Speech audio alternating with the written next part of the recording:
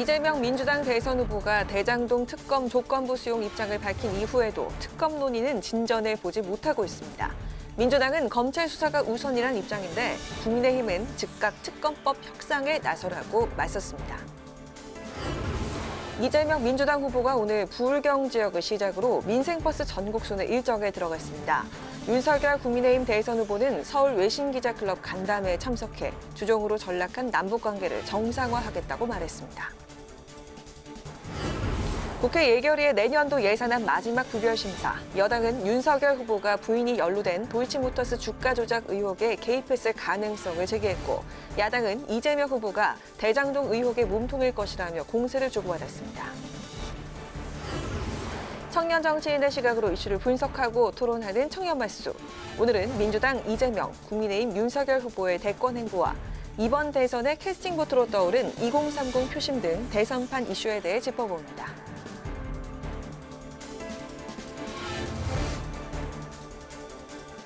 여러분 안녕하십니까? 11월 12일 의정종합뉴스 뉴스엔 시작하겠습니다. 오늘은 국회 예결위 중계방송으로 늦게 방송합니다. 대장동 개발 비리 의혹 특검 도입을 놓고 여야의 신경전이 계속되고 있습니다. 더불어민주당은 검찰 수사가 우선이라면서도 특검을 하면 윤석열 후보의 부실 수사 의혹도 수사 대상에 포함시켜야 한다고 주장했습니다. 국민의힘은 특검을 피할 생각이 없다고 해놓고 이런저런 핑계만 대고 있다며 형식과 조건 없이 여야 원내대표가 만나 특검법 논의를 시작하자고 압박했습니다. 김희영 기자가 보도합니다. 더불어민주당은 대장동 특검을 피할 이유가 없다면서도 검찰 수사가 우선이라는 입장입니다. 송영길 대표는 이재명 후보의 특검 수용 발언은 검찰의 철저한 수사를 독려한 것이라고 설명했습니다. 이재명 후보께서 관훈 토론에서 특검도 수용할 수 있다 이런 말씀을 했습니다. 저는 이런 취지는 현재 진행되고 있는 철저한 검찰 수사를 그리고 공수처 수사를 다시 한번 강조하는 것으로 이해하고 있습니다. 검찰 수사가 부족하면 특검을 받을 수 있다며 특검 가능성은 그대로 열어뒀습니다.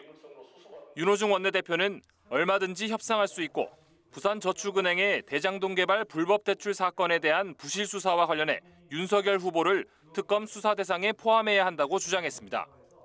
대장동과 고발사주 의혹을 동시에 추진하자는 야당의 제안에 대해서는 공수처의 고발사주 수사를 방해하려는 속셈 같다며 수사 결과부터 지켜봐야 한다고 덧붙였습니다. 국민의힘 김기현 원내대표는 형식과 조건 따지지 말고 즉각 특검 논의를 시작하자고 압박했습니다.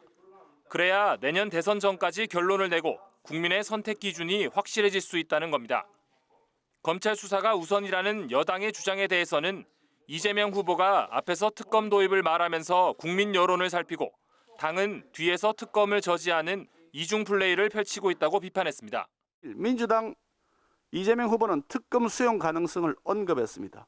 민주당 원내대표는 대장동 특검을 피할 생각이 없다고 말했습니다. 그렇다면 더 이상 시간을 끌 이유도 명분도 없습니다.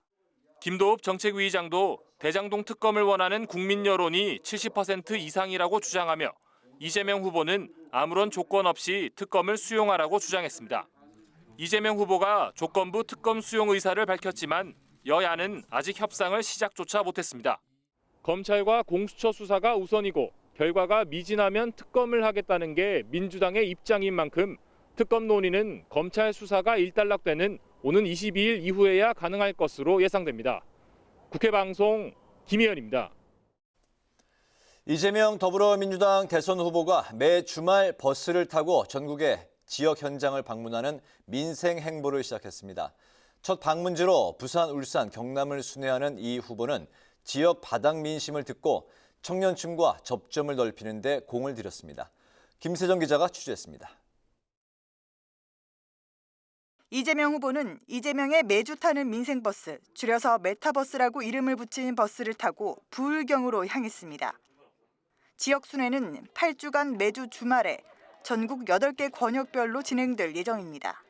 특히 이 후보는 각 현장에서 청년을 초청해 대화하고 캠핑을 하는 등 MZ세대 맞춤형 프로그램을 계획 중인데 2030 청년층과 소통을 강화하겠다는 걸로 보입니다.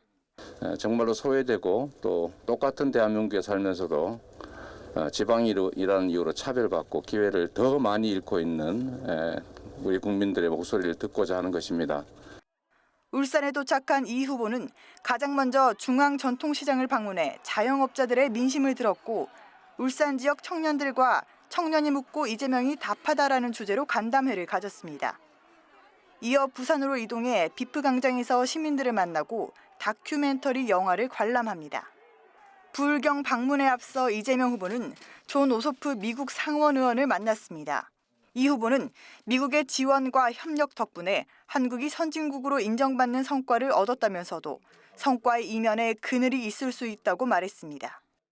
일본에 한국이 합병된 이유는 미국이 카스라테프트 협약을 통해서 승인을 했기 때문이고, 또 분단 역시 일본이 분할된 게 아니라 전쟁 피해국인 한반도가 분할되면서 전쟁의 원인이 됐다는 점은 부인할 수 없는 객관적 사실이라고 밝혔습니다.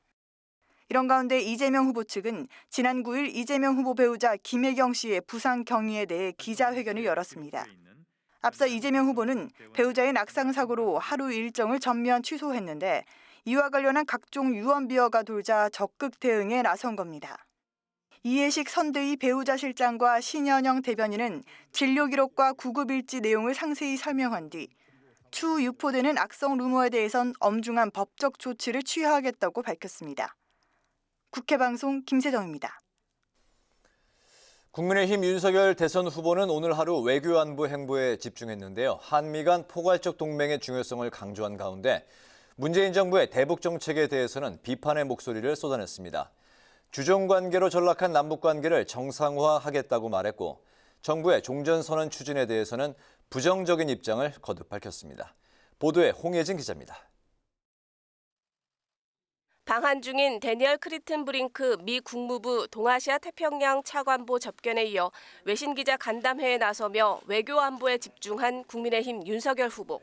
미중 패권 경쟁 속 윤 후보의 외교 안보 방향은 민주당 이재명 후보와는 분명한 차이를 보였습니다. 미국과의 관계를 두고는 포괄적 한미 동맹의 중요성을 거듭 강조했습니다. 전통적인 안보뿐만이 아니고 보건, 환경, 기후협약, 또 이런 첨단 디지털 기술 이런 모든 분야에 관한 이런 소위 포괄적 이 동맹의 중요성은 아무리 강조해도 지나치지 않습니다. 굳건한 한미 동맹을 기반으로 국제 정세에 따라 실리적으로 판단해야 한다는 겁니다. 문재인 정부의 대북 정책에 대해선 비판의 목소리를 쏟아냈습니다. 윤 후보는 현 정부가 북한 위협을 방치하고 우리 안보를 약화시켰다며 한미 확장 억제력을 확충해 북한의 미사일 능력을 무력화하겠다고 강조했습니다. 윤 후보는 정부의 종전선언 추진에 대해서도 반대 입장을 분명히 했습니다.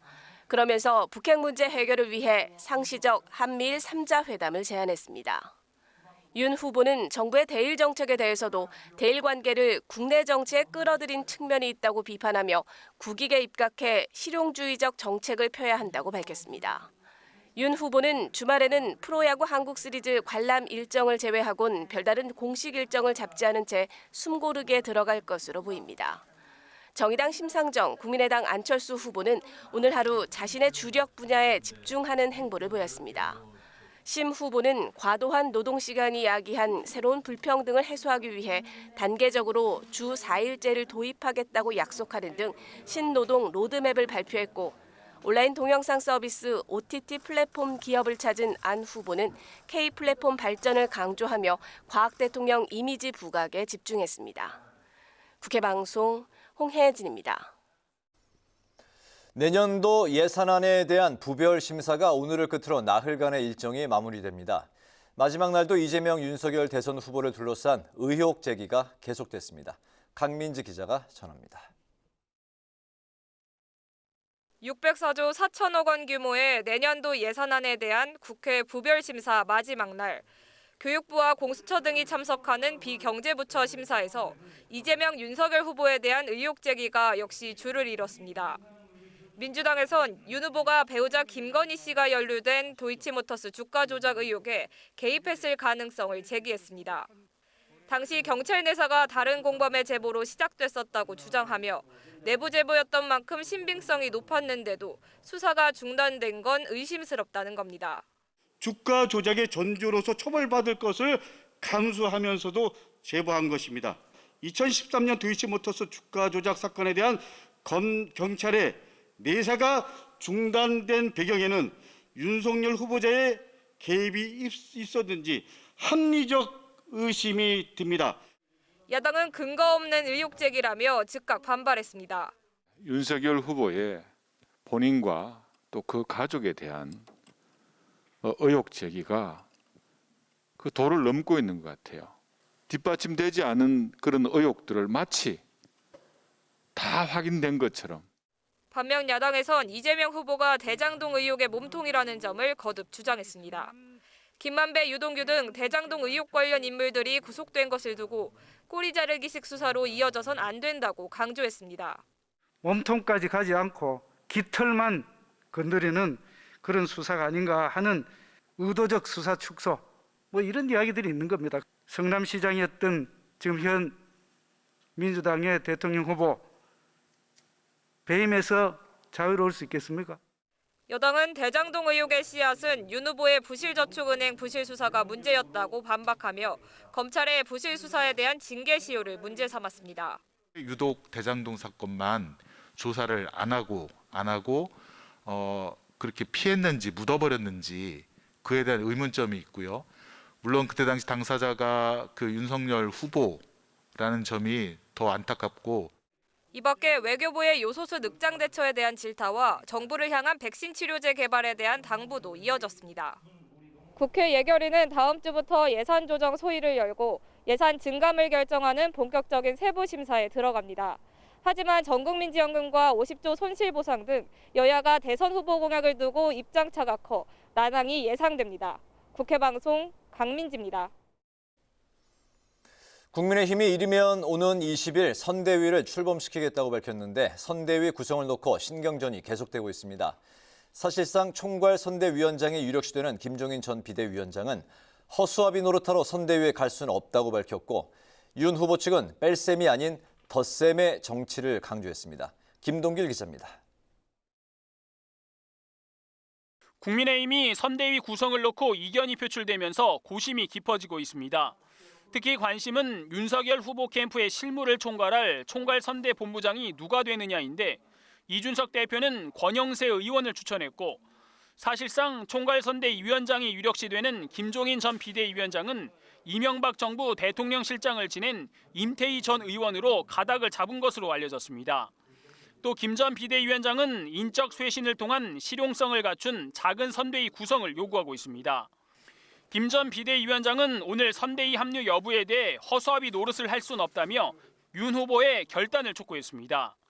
일을 하게 되면은 어떠한 목표가 달성이 될 수 있도록 추진을 해야 되는데, 그 목표 달성하는데 주변의 사람들이 거기에 같이 동조해서 따라올 수 있지 않을 것 같으면은 그런 사람이 모르고 가요. 반면 윤석열 후보 측은 기존 경선 캠프에 당 안팎 인사를 폭넓게 영입하는 메머드급 선대위를 구성해야 한다는 입장입니다. 총괄 선대위원장도 김종인 전 비대위원장과 김병준 전 비대위원장과의 투톱 체제를 고려하고 있는 것으로 전해졌습니다. 선거대책위원회 구성, 앞으로 대통령 선거까지 누군가를 배제시키는 뺄셈의 정치가 아니라 모든 국민들의 통합을 바탕으로 모두를 이해하고 지금보다 더 나아지게 만들기 위한 통합 덧셈의 정치를 하려고 노력을 할 것이고, 이준석 대표는 김종인 전 비대위원장의 구상을 실현시키려면 상당한 권한을 줘야 한다며 김종인 원톱 체제에 힘을 실었습니다. 김종인 위원장이 과거에 전권을 부여받았던 상황에서는 굉장히 좋은 성과들을 냈었고요. 가장 대표적인 게 이번 서울시장 보궐선거겠죠. 김 전 비대위원장이 아직 공식적으로 총괄 선대위원장직을 수락하지 않은 상황에서 선대위 인선에 대한 윤 후보의 결단이 주목됩니다. 국회 방송 김동길입니다. 더불어민주당 윤호중 원내대표는 내년도 가상자산 과세를 1년 유예할 것을 금융당국에 제안하고 있다며 이재명 대선 후보의 공약에 힘을 실었습니다. 윤 원내대표는 오늘 KBS 라디오 인터뷰에서 가상자산 평가 금액 등 금융당국의 납세 인프라 준비가 미흡한 측면이 있다고 지적했습니다. 이어 윤 원내대표는 금융당국이 금융투자 소득 개편 방안이 시행되는 2023년부터 가상자산에 과세했으면 좋겠다고 제안했습니다.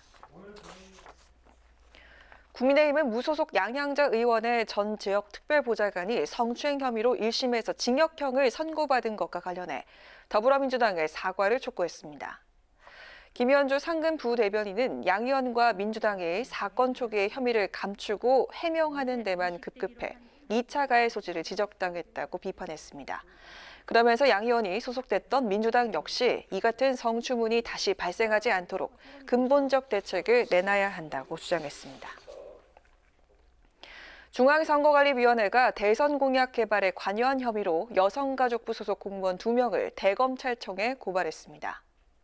선관위는 해당 공무원들이 소속기관 내 정책 공약 초안 작성을 요청하고 관련 회의를 주재하는 등 공직선거법 위반 혐의를 파악했다고 밝혔습니다.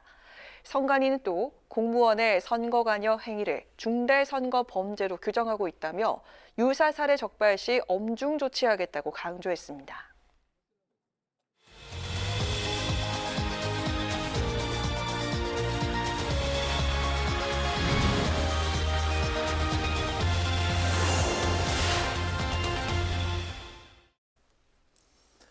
네, 매주 금요일 한 주간의 여론 추이를 핵심만 짚어서 분석해보는 뉴스엔 주간 리서치 시간입니다. 민심을 해독하고 그 속에 담긴 여의도 이슈를 풀어주는 분, 배종찬 인사이트K 연구소장 자리했습니다. 안녕하십니까? 안녕하십니까? 네. 이번 주 결과는 여야 대진표가 완성된 뒤에 이제 처음 조사한 그런 이제 결과라 더욱 이목이 쏠리고 있는데 두 여론조사 모두 야당의 그 윤석열 후보가 이제 크게 앞선 걸로 나타났는데 일단은 뭐 컨벤션 효과라고 봐야 될까요? 그렇게 봐야 될 것 같습니다. 리얼미터 조사의 경우에도 이 대진표가 결정되고 난 이후에 윤석열 후보의 지지율이 껑청 뛴 결과로 나타났거든요. 다른 어떤 이유보다도 컨벤션 효과, 컨벤션 효과라는 것은 정당이 어떤 이벤트를 거치고 난 다음에 정당의 지지율이나 개인 후보의 지지율이 올라가는데 46.2%로 윤석열 후보 지지율이고요. 이재명 후보는 34.2%니까 약 12%포인트, 정확하게 12%포인트가 앞서는 결과로 나타났습니다. 안철수 후보가 4.3%, 심상정 3.7%로 나타났는데 이런 컨벤션 효과가 윤석열 후보에게 일어난 가장 큰 이유는 정권 교체의 여론이 그만큼 높다고 봐야 되겠죠. 다른 어떤 이유보다도 선거는 구도, 이슈, 후보의 싸움이거든요. 근데 구도는 정권 유지, 재창출이냐 아니면 정권 교체, 정권 심판이냐고 볼 때 정권 교체 여론이 높다 보니까 그 여론이 이 대선 후보로 결정되고 난 이후에 옮겨가면서 윤 후보의 지지율이 올라갔다라고 봐야 되겠죠. 알겠습니다. 또 다른 그 조사도 한번 살펴볼까요? 대선 후보 지지도인데요. 저 조사에서는 11월 둘째 주 그렇죠. 이재명 후보가 32%, 윤석열 후보가 39%네요. 10월 넷째 주를 봐주시면 10월 넷째 주에는 이재명 후보가 35%, 더 앞서 있었군요. 그렇죠. 윤석열 후보가 28%로 정확하게 반대의 경우입니다. 7%포인트 이재명 후보가 앞섰는데 국민의힘 전당대회가 끝나고 난 이후 11월 둘째 주 가장 맨 밑에 있는 그래프를 보시면 윤석열 후보가 37%로 오차 범위는 플러스 마이너스 3.1%니까 오차 범위를 살짝 넘는 이 7%포인트로 앞서는 결과가 나타났거든요. 그러니까 오차 범위가 플러스 마이너스 3.1%니까 플러스 3.1, 마이너스 3.1 이 길이로 보면 이제 6.2%인데 6.2%포인트인데 7%포인트 차이로 윤석열 후보가 컨벤션 효과를 얻은 결과로 나타났습니다. 이 한 여론조사의 이제 추이를 보는 게 중요한데 2주 만에 그 격차가 반대로 반대 상황이 됐군요. 알겠습니다. 최근에 가장 이제 정치권의 뜨거운 키워드라고 하면 청년일 텐데 전체 유권자 중에서 2030이 차지하는 이제 유권자 수가 30%더라고요. 31%요. 그러니까 3분의 1이죠. 3분의 1인데 왜 2030이 중요하면 그동안에는 특정 후보나 특정 정당의 지지율이 와 이렇게 쏠리지 않았던 겁니다. 그런데 지난 4월 달에 재보궐선거 때 이 특정 후보에게 또 특정 정당에게 몰리다 보니까 이렇게 집단적으로 표심이 작동될 때 그리고 파괴력도 상당히 있는 것이 발견되다 보니까 우리가 표를 모아서 어떤 정당에게 지난해 총선에는 또 더불어민주당의 표를 몰아줬죠. 네. 이런 효과가 있네. 이런 이제 표심이 이해가 되는 것이죠. 네네. 그러다 보니까 6월 달에는 지난 6월 11일 국민의힘 최초의 제1야당의 30대 대표를 탄생시킬 정도로 2030 세대의 표심이 무서워졌습니다. 그렇습니다. 그렇기 때문에 지금 이제 유력 후보, 두 후보 이재명, 윤석열 후보가 이들 2030 세대에 대한 그 표심을 향한 구애가 굉장히 이제 뜨거운 상황인데 MZ 세대가 이제 누구를 향해서 미소를 짓고 있는지 그 연령별로 한번 살펴보겠습니다. 그렇죠. 2030 MZ 세대를 보면 정확하게는 이제 만 18세 이상입니다. 우리가 편하게 2030 세대로 표현을 하게 되는데 리얼미터 조사 결과를 보면 보시는 대로 윤석열 후보의 2030 특히 이제 20대 지지율이 높게 나타났거든요. 그러니까 이건 다분히 이제 컨벤션 효과가 나타나고 봐야 될 것 같고요. 40대는 이재명입니다. 또 60대 이상은 또 70대 이상은 윤석열 후보로. 60대 이상은 그렇죠. 무조건 윤석열 후보. 그러니까 20대, 30대는 뭐 어느 후보 쪽으로 완전히 옮겨갔다고 보기는 힘들겠죠. 계속 변화가 있을 테니까요. 눈여겨볼 또 연령대가 50대를 보십시오. 50대가 아주 팽팽합니다. 아, 접전이군요. 그렇죠. 그러니까 50대가 또 어떤 후보에게 대선이 가까워지면서 기울어지냐도 상당히 중요할 수밖에 없고요. 자, 2030 MZ 세대의 이 표심을 분석할 수 있는 조사 결과 하나 더 보겠습니다. 이번에는 또 다른 조사 기관. MBS 여론조사 4개의 여론조사 기관이 매주 목요일 발표하는 조사 결과인데 면접은 조사인데 이 결과를 보더라도 20대는 큰 차이가 없죠. 20대는 아까 여론조사 그 조사에서는 격차가 상당히 컸었는데 여기서는 또 박빙이네요. 그러니까 리얼미터 조사는 이렇게 보실 수가 있는 거죠. 컨벤션 효과, 정권교체 여론이 20대에 더 많이 투영돼 있는 자동응답 조사 결과이고 대체로 이제 자동응답 경우에는 보수 성향이 있는 응답자들이 좀 참여하게 되는 그런 현상이 있습니다. 자, 왜 이 MBS 조사가 중요하냐면 20대를 보더라도 별로 차이가 없어요. 30대를 보더라도 이재명 후보 35%, 윤석열 후보 28%로 아주 큰 차이는 아니잖아요. 이 이야기는 뭐냐? MZ세대의 마음은 아직까지 결정되지 않았다. 그러니까 부동층이 그만큼 많다라는 겁니다. 민주의 마음을 누굴 잡을지 아직은 확정이 안 된 겁니다. 그러니까 서로 잡으려고 지금 쟁탈전을 벌이고 있다는 것은 이번 선거에서 MZ세대가 집단적으로 누구에게 마음을 실어주냐에 따라서 그 파괴력은 상당히 크다. 이렇게 볼 수가 있는 거죠. 그렇군요. 저 조사에서 40대는 이재명 후보 그리고 60대 이상은 또 윤석열 후보가 역시 60대 이상에서는 압도적으로 어떤 조사를 하든 윤석열 후보가 크게 앞서고 있네요. 연령대의 보수 성향이 상당히 강한데 흥미로운 것은 50대의 경우에는 진보와 보수가 나눠져요. 50대 중반에서 그만큼 50대도 무시하면 안 됩니다. 50대가 과연 어떤 후보에게 조금 더 마음을 주고 표심을 주느냐도 상당히 중요합니다. 50대도 두 여론조사 결과가 거의 뭐 그 박빙으로 같게 나왔습니다. 이런 말씀은 안 드리려고 그러는데 제가 50대입니다. 그 마음이 뭐 어느 한쪽으로 가 있습니까? 아닙니다. 저는 중립입니다. 중간입니까? 알겠습니다. 마지막으로 이제 오늘 그 정당 지지도 살펴보겠습니다. 두 여론조사 모두 제1야당이 선두를 차지했는데 여기에서는 이제 여당과의 격차가 좀 큰 걸로 나타났네요. 그렇죠. 리얼미터 조사 결과도 국민의힘은 40%대, 더불어민주당은 약 한 30%가 되니까 10%포인트 이상 차이가 나죠. 그리고 MBS 면접은 조사 결과를 보더라도 8%포인트 국민의힘이 앞서는 결과입니다. 자, 이건 이제 국민의힘이 이 전당대 최종 후보가 결정되면서 일종의 컨벤션 효과, 이 초점이 모아지고 관심이 모아진 결과이기도 하겠지만 한편으로는 더불어민주당 지금 중요한 지표가 정당 지표, 또 대통령 지지율 지표, 또 정권교체 여론인데 정권교체 여론이 높다 보니까 또 대통령의 지지율이 최근에 긍정평가는 좀 내려가고 부정평가가 올라간 것이 국민의힘이 반사이익을 가져갔다. 이렇게도 볼 수 있는데 그렇게 되는 최근의 경향을 보면 원인을 보면 경부요입니다. 바로 경제 사정이 20대, 30대 일자리 구하기 힘들다. 부는 뭡니까? 부동산이죠. 아, 부동산. 부동산 이슈가 또 지속적으로 서울 지역에 또 지지율 또 정권 교체 여론 영향을 주는 건데 마지막에 뭡니까?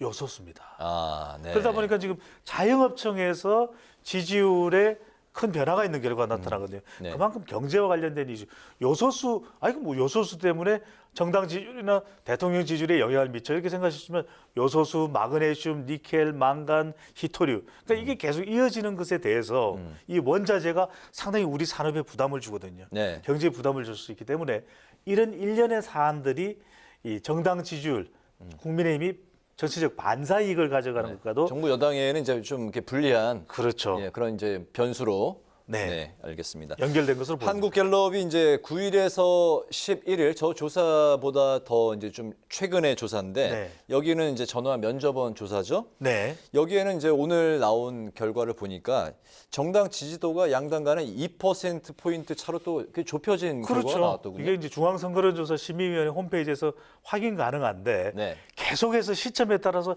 굉장히 이 맥박이 더 빠른 속도로 뛰는 것이 바로 대선이거든요. 네. 그러다 보니까 정당 지지율도 좁혀졌다가 넓혀졌다가 또 비슷해졌다가 누군가는 이렇게 이야기를 합니다. 선거일이 가까워지면 가까워질수록 네. 정당의 지지율도 비슷해지고 후보 지지율도 박빙, 프레임 전쟁이 될 가능성이 점점 더 높아 보입니다. 알겠습니다. 뉴스엔 주간 리서치 배종찬 인사이트 K 연구소장과 함께했습니다. 오늘 이 시간은 여기서 마치겠습니다. 고맙습니다. 감사합니다.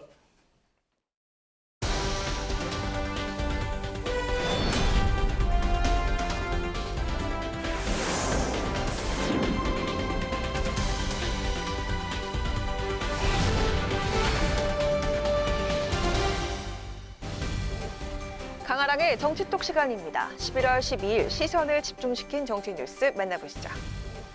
오늘의 첫 번째 정치톡은 후보들의 반페미니즘 행보입니다.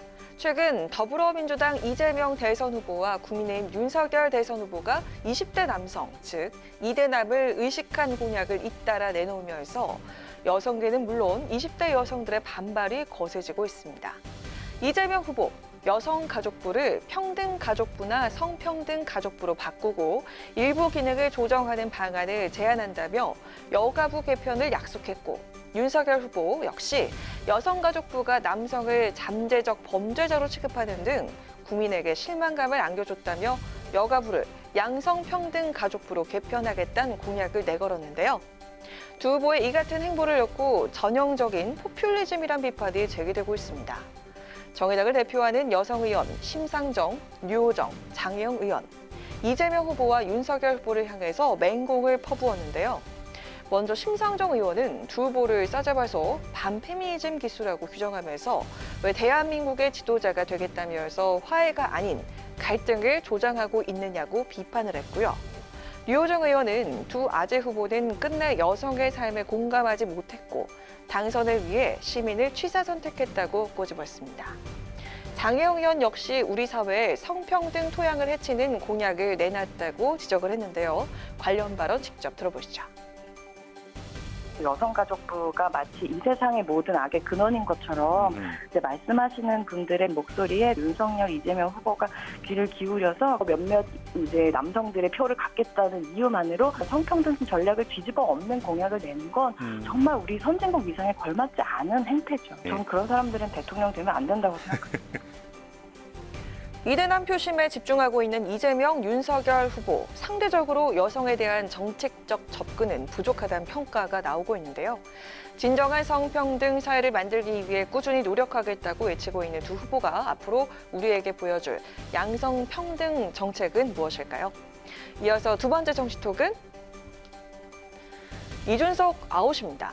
국민의힘 홈페이지 당원 게시판이 이준석 대표 비판글로 도배되고 있다는 소식이 전해져서 그 배경에 관심이 모아지고 있습니다. 당선대회 구성을 놓고 이 대표와 윤석열 후보가 주도권 경쟁을 벌이는 모습이 연출되자 윤 후보의 강성 지지자들이 적극적으로 불만을 표출하고 있는 것으로 풀이가 되는데요. 국민의힘 홈페이지 할 말 있어요 게시판에는 어제와 오늘 사이 이준석 아웃, 그리고 해당 행위자 이준석을 소환하자는 게시글이 수백 개가 올라왔고요. 이 대표가 윤 후보에게 도움은커녕 오히려 부담만 되고 있다는 식의 비판글로 홈페이지가 한데 마비되기도 했다고 합니다. 게시글 내용 대부분은 이 대표가 윤 후보 선대위 구성에 개입하지 말 것을 요구하는 데 집중이 됐는데요. 선대위 구성과 관련해선 윤 후보가 당원 당규상 당무 우선권을 갖고 있는 만큼 이 대표가 선대위 성격과 인선에 대해서 지나친 개입을 하지 말란 주장입니다. 이에 대해 이준석 대표, 선대위 인선을 두고 갈등설이 제기된 데 대해서 자꾸 갈등을 증폭시키려고 살생부부터 해서 참 어울리지 않는 단어가 등장하는데 그거야말로 의도적인 위기감 고조라고 생각한다고 일축하며 선대위 구성과 관련해 주도권 싸움은 없다고 분명하게 선을 그었습니다. 이어서 관련 발언 직접 들어보시죠. 최근에 보면 당원들을 선동해가지고 김종인, 이준석 이렇게 싸잡아가지고 비판하려고 하는 모양새들이 있는데 저는 자리 싸움을 할 이유가 없는 사람입니다. 네네. 저는 당연직으로 선대위원장 가는 거거든요. 당대표는. 김종인 위원장도 그러니까 당대표 위에 보통 총괄 선대위원장 한 분 정도 두거든요. 네. 그 자리에 김종인 위원장이 갈 거는 거의 명약관화한 것이고요. 예. 그렇기 때문에 저랑 김종인 위원장이 자리 싸움할 일 하나도 없습니다. 네. 국민의힘 대선 캠프를 총괄할 선대위 조직도가 빠르면 다음 주 윤곽을 드러낼 것으로 전망되고 있습니다. 치열한 신경전 속에 윤 후보 대변인단을 일부 임명하면서 선대위 구성에 시동을 걸었습니다.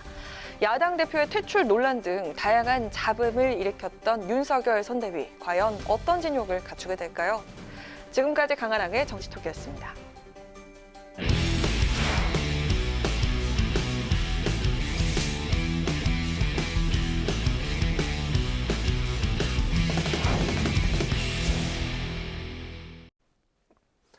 네, 이번 순서는 청년 정치인의 시각으로 정치권 이슈를 분석하고 토론해보는 뉴스엔 청년 맞습니다. 남다른 관점으로 날카롭고 뜨거운 토론을 펼쳐주실 두 분, 박영훈 더불어민주당 전국대학생위원장, 김재섭 전 국민의힘 비상대책위원 나오셨습니다. 두 분 어서 오십시오. 어서 오세요. 반갑습니다. 안녕하세요. 네.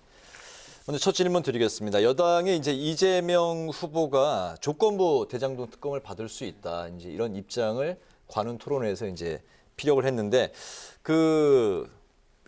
피력한 그 의지를 두고 이게 특검을 강행하겠다는 것이다. 또 아니다. 이렇게 여당 안에서도 설왕설래 이제 했잖아요. 근데 이제 송영길 대표가 오늘 정리를 했습니다. 검찰 수사가 전제가 되어야 된다. 뭐 이렇게 이제 이야기를 했는데 오늘 그 전체적인 대장동 특검과 관련해서 어떻게 바라보고 계십니까? 먼저 박영훈 위원장부터. 일단은 이재명 후보께서 대장동 특검에 대해서 말씀하셨잖아요. 저희 입장은 일단 검찰 수사가 좀 미진한 부분이 있으면 그때 특검을 논의하자 이런 이야기를 하는 거고요. 대장동 특검만 진행할 게 아니고 우리 고발 사주 의혹도 있기 때문에 그것과 함께하자 이런 입장이거든요. 사실 이런 특검 과정을 논의하는 과정 속에서 검찰에는 아직 곽상도 의원의 아들이 50억을 받았는데 곽상도 의원은 소환조차 안 되고 있는 상황이거든요. 저희 민주당 입장에서도 검찰 수사에 대한 불만이 쌓여 있는 상황이고 사실 하지만은 2달밖에 되지 않았어요. 수사가 시작된 지. 네. 그렇기 때문에 수사의 결과를 먼저 보고 특검을 한번 논의해보자 이런 입장입니다. 네네. 그 관련해서 질문 마저 드리겠습니다. 특검 논의가 좀 그렇기 때문에 좀 급물살을 이제 타는 분위기인가 했더니 특검과 이제 좀 거리 두는 걸로 또 방향이 이제 급선회된 느낌인데 그 배경은 어디에 있습니까? 일단 민주당이 속도 조절을 하는 느낌이고요. 이재명 후보가 특검을 수용할 수 있다는 입장을 밝혔지만은 민주당 안에서는 특검을 수용하면은 이 특검을 통해서 대선에 큰 영향을 미칠 수 있는 가능성이 크다라고 판단하고 있습니다. 네네. 관련해서 뭐 그 종합해서 말씀해 주시죠. 일단 검찰 수사에 대한 불신은 전 국민이 다 가지고 있는 것 같고요. 지금 특검을 하자는 여론이 대충 한 70% 되지 않습니까? 저는 이 검찰이 자초한 일이라고 생각합니다. 사실 우리가 지금 이 사건의 키맨이라고 불리고 있는 유동규 전 본부장이라든지 뭐 남욱 변호사라든지 뭐 정영학 회계사라든지 여러 이해 관계자들을 소환해서 조사하고 기소하고 구속하고 하는데 굉장히 오랜 시간들이 걸렸거든요. 뭐 보면은 보름도 걸리고 뭐 20일도 걸리고 그랬었습니다. 그래서 이제 막 그런 저희가 뭐 풍자도 하지 않았습니까? 그 정도 시간이면 인천에서 오리배 타도 필리핀까지 간다는 얘기를 했었는데 검찰이 그 정도로 손 놓고 수사를 지지부진하게 하고 보면 압수수색을 해야 되는 휴대폰도 경찰이 먼저 해가지고 검찰한테 제출했었으나 검찰이 좀 받지 않았다. 이런 보도들도 많이 나왔고요. 검찰 자체가 사실 많은 빌미를 제공을 했었고 그러다 보니까 국민들의 불신이 높아진 상황에서 과연 이거 제대로 이루어지는 수사냐. 거기에 대해서 당연히 야당 입장에서도 검찰의 지금 수사의 과정에서 문제 제기를 했었던 것이고 이게 정말로 정치적으로 중립될 수 있는 조금 더 수사를 농밀하게 할 수 있는 특검을 빠르게 형성을 해서 국민들의 의혹을 해소하자라는 데는 사실 야당 모든 의원들이 일치를 하고 국민들도 거기에는 동의를 하고 있습니다. 유일하게 반대하는 것이라고 하면 더불어민주당이랑 이재명 후보거든요. 그러니까 말씀하신 대로 고발 사주도 마찬가지고 고발 사주뿐만 아니라 뭐 부산은행 저축 사건과 관련돼서도 이 네. 대장동 의혹과 관련된 윤석열 후보가 뭐 연계가 있다는 얘기 지금 공격하고 있지 않습니까? 다 특검하면 됩니다. 깔끔하게 하면 되는데 못하겠다, 왜 안 한다, 뭐 조건부 한다 하는 것은 결국 뭔가 캥기는 게 있어서 그런 것이 아닌가라는 지적이 나올 수밖에 없을 것 같습니다. 일단 저는 특검 주장에 대해서 너무 정치적 상상력이 부족한 게 아닌가 생각이 들고요. 어떤 사안이 있을 때마다, 사건이 있을 때마다 특검만 주장하는 것은 사실 특검 말고 다른 방안이나 방법들이 있는데 특검을 주장하는 것은 너무 무책임한 건 아닌가 생각이 들고요. 일단 검찰이 빌미를 준 건 사실이죠. 원희룡과 원희룡의 부인이 월급을 받으면서 이렇게 화천대유에 기여한 측면도 있고, 아까 말씀드렸다시피 곽상도의 아들이 50억을 받았는데 소환조차 안 됐단 말이죠. 이거는 다른 분들을 구속까지 논하고 있는 상황인데 소환조차 안 됐기 때문에 검찰의 수사가 굉장히 미진하다, 이런 말씀을 드리고 싶습니다. 네. 네, 국민의힘이 특검 임명권까지 주장을 했는데요. 당장 특검을 도입해서 대선 전에 결론을 내자고 총공세에 들어갔습니다. 근데 이렇게 된다고 해도 대선 전에 수사 종결이 되긴 사실상 어렵지 않겠습니까? 뭐 의지의 문제인 것 같습니다. 뭐 아까 말씀하신 대로 특검 주장 말씀하시는데, 특검은 원래 민주당에서도 저희가 여당일 때 항상 주장을 했었던 것이고, 뭐 그 가운데서는 중면을 받아들인 부분도 있습니다. 박근혜 특검과 관련돼서도 그때는 야당이 전권, 당시 이제 더불어민주당이죠. 더불어민주당이 전권을 갖고 그 특검 이 멤버들을 구성하고 했던 전례도 있거든요. 근데 지금 이 부분에 관해서 뭐 정치적이다라고 이야기하면서 보류해야 될 이유는 사실 전혀 없는 것이고요. 특검도 결국 이제 문제가 되는 것이 특검의 인사를 누구로 할 것이냐, 이것 때문에 사실 정치적으로 시간이 오래 걸리는 것인데, 여당만 좀 빠르게 합의를 해주고 야당은 이미 빠르게 할 준비가 되어 있으니까 뭐 태클 걸고 할 그런 의지도 전혀 없습니다. 그럴 이유도 없고요. 그러니까 여당이 받기만 하면 굉장히 빠르게 진행을 할 수가 있고, 우리나라에 그런 제도가 있습니다. 특검 중에서도 상설특검법이라고 해가지고 굉장히 빠르게 진행할 수 있거든요. 그래서 임명부터 이 수사를 진행하는 그 시점까지 한 20일 정도로 굉장히 압축해서 단축해서 할 수 있는 상설특검법 제도가 있기 때문에 시간이 오래 걸리기 때문에 못한다. 그건 오직 여당의 반대 때문에 못한다라고 다시 말해서 얘기할 수 있는 것이기 때문에 특검은 그냥 받으면 됩니다. 그냥 하시면 됩니다. 일반적인 국민들의 시각이 3월 9일이 지나서도 특검이 계속 된다고 보고 있거든요. 뭐 언론에서도 그렇게 말씀하고 있고, 특검이라는 것은 이렇게 3월 9일 이후에 진행된다는 것은 특검이 대선에 전국의 주도권을 갖게 되는 상황이 오거든요. 또 이준석 대표께서 계속 특검을 주장하시는데, 이준석 대표는 당무 우선권이 없습니다. 지금 당무 우선권은 윤석열 후보에게 있는데, 그렇다면 특검을 윤석열 후보가 지명을 하고 대통령의 임명을 받아야 되는 상황인데, 과연 윤석열이 지명한 특검에게 우리가 수사를 받을 이유도 없거니와 정말 공정한 수사가 이루어질 수 있겠냐. 윤석열 자체도 부산저축은행 사건을 정말 제대로 수사하지 않았다라는 의혹이 있는 상황인데, 이 1,100억이라는 돈이 대장동 사업에 투자됐다는 것 아니겠습니까? 이 상황에서 윤석열이 지명한 검찰 출신 이분들이 과연 공정한 수사를 할 수 있겠느냐, 이런 의혹이 있습니다. 그거 관련돼서 말씀 하나 드리겠습니다. 아까 제가 박근혜 특검 말씀드렸는데, 박근혜 특검 할 때 당시에도 더불어민주당에서 임명한 인사들이 다 그대로 특검 진행됐었거든요. 마찬가지입니다. 윤석열 후보가 최종적으로 임명한 사람은 안 되고 더불어민주당에서 임명한 사람들은 된다? 사실 이거는 뭐 논리적으로 완전히 모순이고요. 정치적으로 해석할 수밖에 없습니다. 그 수사라는 것이 결국 이제 속도를 내고, 이미 검찰이 수사가 진행되는 사항들을 특검이 그대로 안고 진행하면은 얼마든지 빨리 할 수 있는 부분이거든요. 그리고 지금 국민들 아까 말씀드린 70%가 지금 특검 요구를 하고 있는 상황이고, 대장동 의혹과 관련돼서도 사실 검찰 수사가 미진한 상황인데, 여기에 대해서 오히려 이걸 받지 않고 있는 것이 이 대장동 의혹을 훨씬 더 정치화시킬 수 있고, 이 후보 간의 정책 토론이 아니라 계속 대장동과 관련된 이슈만 얘기하게 되거든요. 상상력이 더해져가지고 그냥 수사를 빠르게 진행하면 수사 결과에 순응하고 거기에 대해서 책임을 지면 되는 것인데, 굳이 이걸 가지고 정책 논쟁을 계속 만들어야 될 필요가 있느냐? 저는 그렇지 않다고 생각하거든요. 알겠습니다. 그 특검 임명권에 대해서 두 분의 이제 의견이 팽팽하게 이제 갈리고 있는데, 다음 이슈가 또 있기 때문에 넘어가겠습니다. 다음에 또 이제 관련해서 매주 나올 겁니다. 이 이슈는. 이렇게 여야의 특검 수싸움이 이제 팽팽한 가운데 여야 대권 주자들의 발걸음이 분주해졌습니다. 이재명, 윤석열 두 양강 후보, 오늘은 어떤 행보에 나섰을까요?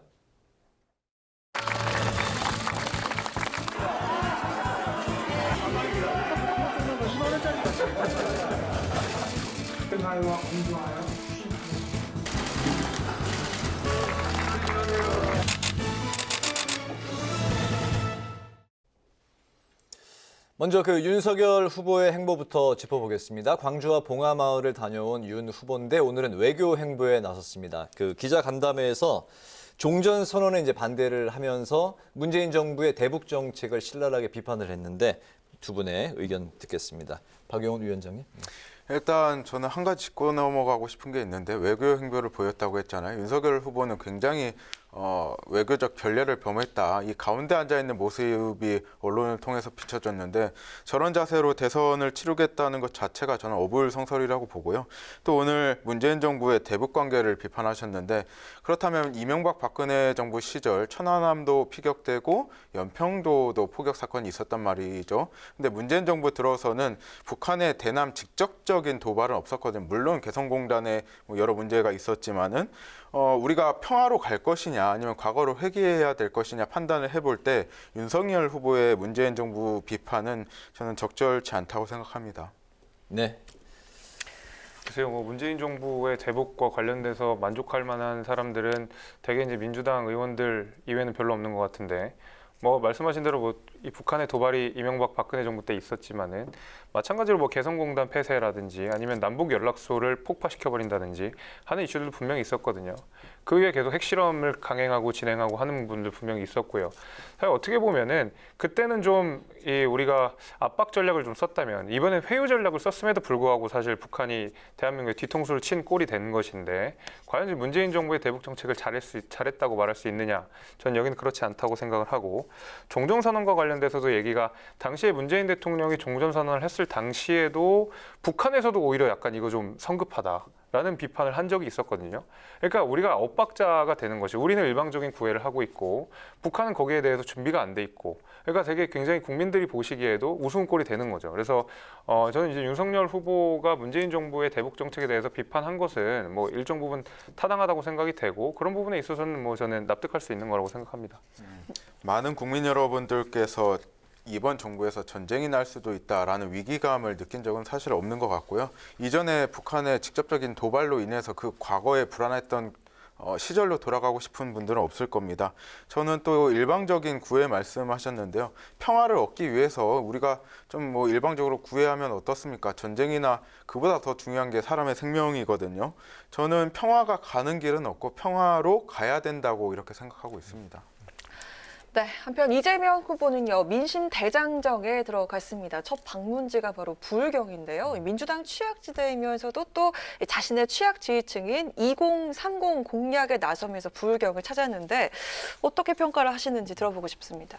그러니까 2030 지지율을 보게 되면은 당시에 이제 홍준표 후보가 경선에서 탈락한 이후에 이재명 후보와 더불어민주당에서는 그 홍준표 후보를 지지했던 사람들이 이재명을 지지할 것이다라는 사실 어떻게 보면 희망 사항이 좀 있었는데 그 당시에도 계속 제가 말씀을 드렸던 것이 이게 국민의 힘을 보고 왔던 분들 중에서 홍준표라는 사람을 지지했었던 것이고 그것이 민주당으로 넘어갈 수는 없다라는 말씀을 재차 드린 바 있습니다. 근데 최근에 나온 여론조사들 보면 20대의 지지율에 있어서 윤석열 후보가 거의 압도적인 모습을 보여주고 있지 않습니까?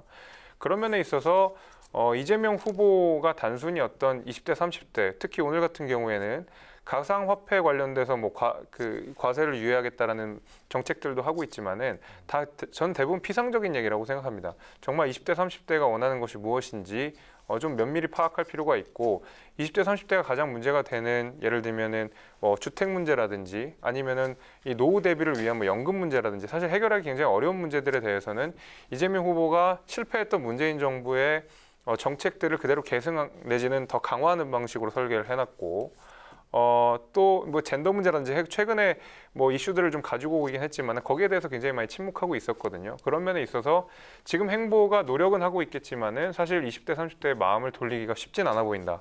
그렇게 봅니다. 네, 20대 이제 지지가 이제 그 국민의힘에 아직도 크게 앞서고 있다라고 말씀을 하셔서 조금 전에 이제 저희 여론조사 결과 이제 코너에서도 이야기를 언급을 했었는데 한 조사 ARS 조사에서는 지금 20대는 41.8대 23.3 크게 이제 앞서는 결과가 나왔지만 전국 지표조사 이제 전화 면접조사에서는 MBS에서는 이재명 24, 윤석열 22 이게 이제 11월 8일에서 10일에 이제 그 조사 결과가 서로 이제 좀 다르게 나왔다는 건 이제 참고로 말씀을 드립니다.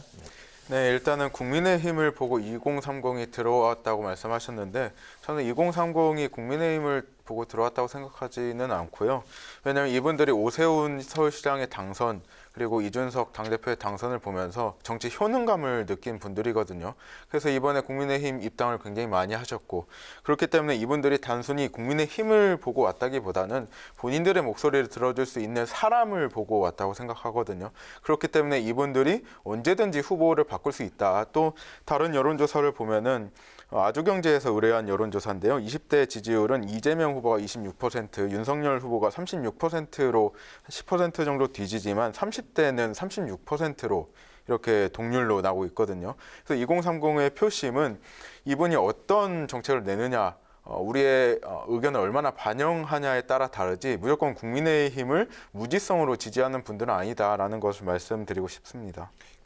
사람을 지지하게 되면 사실 정당 지지율이 무의미한 것이죠. 지금 정당 지지율을 우리가 봐야 되거든요. 근데 정당 지지율 같은 경우에는 거의 뭐 압도적인 상황이어서 단순히 뭐 사람만 보고 지지했다 이렇게 보기는 좀 어렵고 결국 말씀하신 대로 뭐 20, 30대가 참여할 수 있는 효능감을 만드는 플랫폼들을 만들었던 게 국민의힘이고 민주당 거기에 부진했기 때문에 실제로 이 많은 20, 30대의 버림을 받은 거거든요. 저는 그렇게 보고 특히 이제 조국 사태 이후로 20대들한테 많은 상처를 주지 않았습니까? 근데 그런 부분들이 복합적으로 작용해서 국민의힘을 지지하는 세력들이 많아진 것이지 당연히 어떤 특정 후보나 특정 인물을 지지하는 것도 맞지만은 국민의힘이라는 큰 테두리 안에서 이들의 어떤 정치적인 행동들이 일어나지 않나 그렇게 봅니다. 알겠습니다. 관련해서 이제 요 대답은 좀 짧게 부탁을 드리겠습니다. 뭐냐면은 어쨌든 이제 청년 세대가 굉장히 중요한 이번 대선의 핵심 변수기 때문에 양 후보가 지금 굉장히 노력을 많이 하고 있는데 그럼에도 불구하고 청년들 마음은 좀 싸늘한 것 같습니다. 2030 젊은 세대에게 이재명, 윤석열 후보 어떤 이미지로 각인이 돼 있습니까? 저는 두 후보가 좀 공통된 이미지를 갖고 있다고 보는데요. 불도저라는 이미지를 갖고 있는 것 같아요. 네. 윤석열 후보는 검찰 수사에서 불도저의 이미지를 갖고 있고 이재명 도지사는 본인의 정책을 실현하는 데 좀 불도저 이미지를 갖고 있는데 저는 이게 시대 정신이 약간 좀 강한 사람을 요구하고 있다고 생각하고 앞으로 우리 후보나 윤석열 후보나 다른 국민 통합이나 이런 부분도 좀 신경 쓰면 좋을 것 같다는 의견을 좀 보탭니다. 네. 네, 근데 사실 이제 아까도 정책 말씀을 드렸지만은 20대, 30대는 적용돼야 되는 정책들이 굉장히 다릅니다. 그러니까 특히 이제 집 문제라든지 일자리 문제라든지 결국 먹고 사는 문제들과 관련돼서 20대, 30대를 위한 정책들이 여야 막론하고 좀 부족한 게 사실이었거든요. 그렇기 때문에 조금 더 20대, 30대가 처한 현실들을 더 깊이 이해를 하고 단순히 이제 50대, 60대가 싫어하는 정책들도 있을 겁니다. 뭐 연금 개혁이라든지 이런 것들은 당연히 싫어하겠죠. 그럼에도 불구하고 적극적으로 그에 맞서서 개혁의 의지를 표시하는 사람들이 아마 20대, 30대의 지지를 얻지 않을까 그렇게 봅니다. 네. 네, 마지막 질문 한 분 한 분 드릴까 하는데요. 먼저 김재섭 위원님께 드리겠습니다. 국민의힘 경선 후유증이 아직도 이어지고 있는데 2030이 또 탈당을 하고 있는 와중에도 이번에는 윤 후보 측의 열성 지지자들이 이준석 대표한테 항의 글을 아주 많이 쓰고 있습니다. 이 상황에 대해서 어떻게 또 보시는지 한번 들어보고 싶은데요. 아니 뭐 이준석 대표한테 항의를 했던 당원들은 뭐 하루 이틀은 아니고요. 이제 2017년에 이제 박근혜 대통령이 탄핵당한 이후에 소위 그 탄핵파라고 불리는 모든 정치인들이 굉장히 많은 그 비판들을 받아왔고 이런 뭐 테러도 받아왔고 했었고요. 그 어떤 상징성을 가지고 있는 사람 중에 한 명이고 계속 개혁을 하면 얼마든지 저항이 생깁니다. 그런 맥락으로 보시면 좋을 것 같습니다. 네. 또 이전에 강성 지지층의 문자 폭탄을 받았던 게 또 민주당 아니겠습니까? 또 지금 이 상황 어떻게 바라보고 계십니까? 저는 어떤 정당이라든지 지지하던 후보가 이렇게 탈락을 하거나 이러면 지지하시던 분들의 박탈감을 저는 뭐 잘 알고 있고요. 그런 면에서 국민의힘에서 윤석열을 지지하지 않겠다라는 홍준표 후보의 지지자분들의 마음을 10분 이해하고 이거는 저는 무주공산이라고 생각해요. 이런 무주공산을 여야가 이렇게 노력해서 어떤 분들의 마음 우리가 섭렵할 수 있는지 한번 기대해 볼 만하다고 생각합니다. 네, 알겠습니다. 오늘 청년 마수 이제 여기서 마치겠습니다. 오늘은 여야 대선 후보의 대권 행보 그리고 2030 표심 등 대선판 이슈를 중심으로 살펴봤습니다. 지금까지 박영훈 더불어민주당 전국대학생위원장, 김재섭 전 국민의힘 비상대책위원 두 분과 함께했습니다. 오늘 말씀 잘 들었습니다. 고맙습니다. 고맙습니다. 주말인 내일부터는 점차 추위가 풀리겠는데요. 내일 낮부터 평년 기온을 회복하겠고 일요일엔 좀 더 따뜻해지겠습니다. 내일 낮 기온 서울이 13도, 남부지방은 16도 안팎까지 오르면서 늦가을 기온을 회복하겠습니다. 다음 주엔 뚜렷한 비 소식이 없고요. 예년 수준 기온을 보이겠습니다. 오늘 뉴스에는 여기서 마치겠습니다. 편안한 주말 보내시기 바랍니다. 시청해주신 여러분 고맙습니다.